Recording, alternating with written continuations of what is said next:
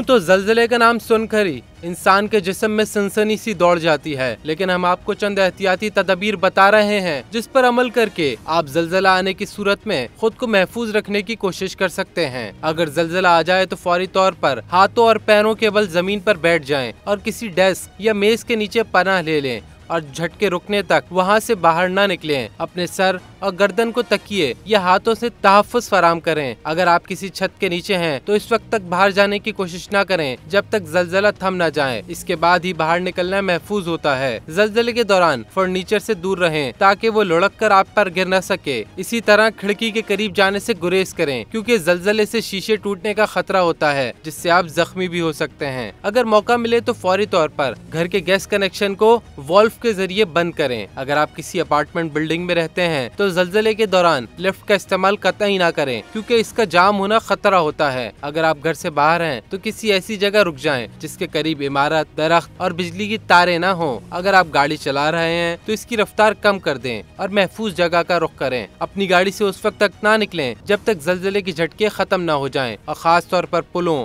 और बिजली की तारों के करीब से ना गुजरें।